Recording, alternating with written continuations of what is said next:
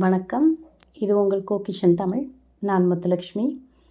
இன்றைக்கி நம்ம கிச்சனில் வரகு பொங்கல் எப்படி செய்யலான்னு பார்க்கலாம். இது ரொம்ப ஹெல்த்தியானதும் கூட. சுகர் பேஷண்ட்டுக்கு ரொம்ப நல்லது. பொதுவாக எல்லோரும் சாப்பிட்லாம். சிறுதானியம் வாரத்தில் ஒரு நாள் எடுக்கிறது நல்லது தான்.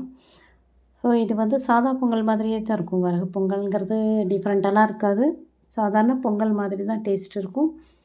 உங்கள் எல்லாேருக்கும் பிடிக்கும். வீடியோ ஸ்கிப் பண்ணாமல் பாருங்கள். இடையில டிப்ஸ் சொல்லுவேன். அது உங்களுக்கு ரொம்ப யூஸ்ஃபுல்லாக இருக்கும். வீடியோ பிடிச்சிருந்தால் ஷேர் பண்ணுங்கள், லைக் பண்ணுங்கள், கமெண்ட் பண்ணுங்கள், சப்ஸ்கிரைப் பண்ணி பக்கத்தில் உள்ள பெல் ஐக்கானை கிளிக் பண்ணி ஆளுங்கிறத கிளிக் பண்ணிங்கன்னா நான் போடுற வீடியோஸ் எல்லாம் நோட்டிஃபிகேஷன்ஸாக கிடைக்கும். வாங்க வீடியோவில் போய் வரகு பொங்கல் எப்படி பண்ணலான்னு பார்க்கலாம். இதுக்கு ஒரு ப்ரெஷர் பேன் வச்சு அதில் ஒரு 3 ஸ்பூன் நெய் விட்டுருக்கேன். அதில் இஞ்சி தட்டி வச்சுருக்கிறேன். அப்புறம் மிளகு ஜீரகமும் அதே மாதிரி இடித்து வச்சுருக்கேன். இஞ்சியையும் இடித்து வச்சுருக்கேன். 1 இன்ச்சு அளவுக்கு. ஒரு அரை ஸ்பூன் மிளகு, அரை ஸ்பூன் ஜீரகம். இது வெறுமனே பொங்கல் அரிசியும் பருப்பு வேக வைக்கிறதுக்கு பதிலாக நெய்யில் இப்படி போட்டுட்டு அதுக்கப்புறம் அதை வேக வச்சோன்னா நல்ல மணமாக இருக்குங்கிறதுனால இந்த 1 டம்ளருக்கு 2 டம்ளர் அளவுக்கு நான் வரகரிசி எடுத்திருக்கேன். அதுக்கு 1.5 டம்ளர் பாசிப்பருப்பு போட்டிருக்கேன். 1 டம்ளருக்கு 3/4 டம்ளர் அந்த கணக்கில் பாசிப்பருப்பு எடுத்து நல்லா கழுவிட்டு அதையும் போட்டு அந்த நெய்யோடு கிண்டிட்டு 4.5 மடங்கு தண்ணி வச்சுருக்கிறேன். அப்போது நான் என்னென்னா 9 டம்ளர், அந்த டம்ளருக்கு 9 டம்ளர் தண்ணி எடுத்திருக்கேன். 1 டம்ளருக்கு 4.5ங்கிற கணக்கு.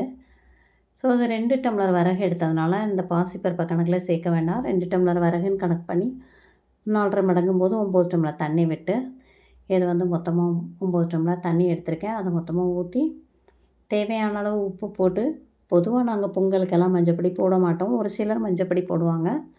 இதில் உப்பு மட்டும் லைட்டாக போடுங்க. நிறையா இது 4.5 பங்கு தான் நான் எடுத்து வச்சுருக்க தண்ணி 2 பாத்திரத்தில் எடுத்து வச்சுருந்தேன். அதை விட்டுருக்கேன். உப்பு கம்மியாக போடுங்க. ரொம்ப உப்பு போட்டாலும் நல்லா இருக்காது பொங்கல் சாப்பிட. கொஞ்சம் லைட்டாக இருந்தால் கூட சட்னி சாம்பாரோடு சேர்த்து சாப்பிடும்போது சரியாக இருக்கும். ஸோ உப்பு நீங்கள் கொஞ்சம் பார்த்து போட்டுக்கோங்க.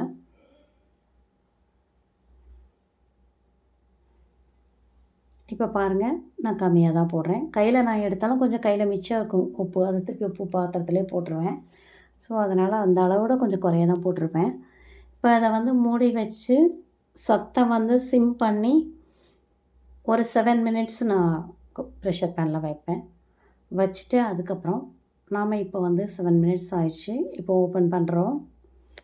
வரகு பொங்கல் கொஞ்சம் உதிராக ரெடியாக இருக்குது.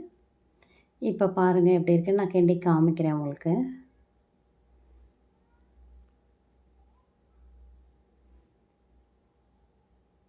இப்போ பார்த்தீங்கன்னா கொஞ்சம் உதிரியாக கிடச்சிருக்கு நமக்கு இந்த 4.5 மடங்கு தண்ணிக்கு.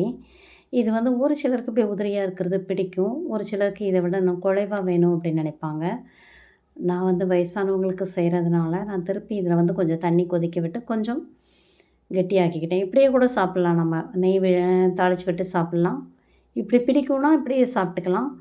சப்போஸ் இதை விட குழைவாக வேணும்னா நான் கொஞ்சம் வெந்நீர் வச்சு விட்டு கிண்டி வச்சுட்டேன் தனியாக. நான் கொஞ்சம் வயசானவங்க செஞ்சதுனால. இப்போ இதில் ஒரு 4 ஸ்பூன் நெய் விட்டு திருப்பியும் மிளகு ஜீரகம், அது கூட நிலக்கடலை, கேஷ்யூநட் அவ்வளவும் நான் தாளித்து போட்டிருக்கேன். இன்னொன்று பொங்கல் வைக்கும் போதே நம்ம ஒரே ஒரு பச்சை மிளகாய் கீரி போட்டுக்கலாம். அது வெந்து வரும்போது அந்த காரம் நல்லா இறங்கி நல்லாயிருக்கும். எனக்கு அந்த பச்சை மிளகாய் மறந்து போச்சுனால இப்போ கீரி வச்சுருக்கேன்.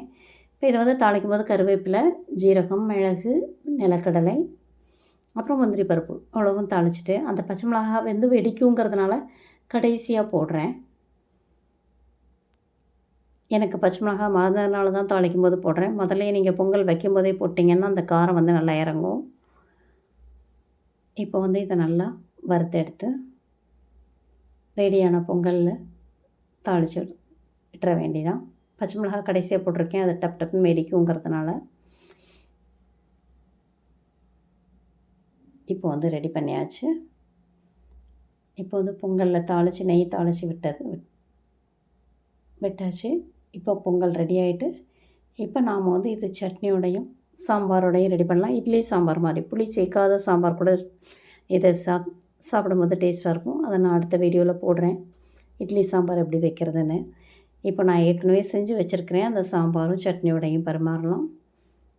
உளுந்த வடை சேர்த்துட்டிங்கன்னா அந்த பொங்கலுக்கு இன்னும் டேஸ்ட்டாக இருக்கும். இது அரிசி பொங்கல்னால் சுகர் பேஷண்ட்டு பார்த்து பார்த்து சாப்பிட்ணும். இது அப்படி கிடையாது. இது வரகு பொங்கல்னால சுகர் பேஷண்ட்டு கூட கொஞ்சம் கூட சாப்பிட்லாம். இதை ஒன்றும் செய்யாது. ரொம்ப ஹெல்த்தியான ஒரு பொங்கல், டேஸ்டியான ஒரு பொங்கல். சாதா பொங்கலுக்கும் இதுக்கும் பெரிய அளவு டிஃப்ரென்ஸ் ஒன்றும் தெரியாது. அதனால் வீட்டில் எல்லோரும் சாப்பிட்லாம். நீங்களும் செஞ்சு பாருங்கள். இது உங்களுக்கு கண்டிப்பாக பிடிக்கும்னு நினைக்கிறேன். பிடிச்சதுன்னா கமெண்ட் பண்ணுங்கள். தேங்க்யூ ஃபார் வாட்சிங் திஸ் வீடியோ.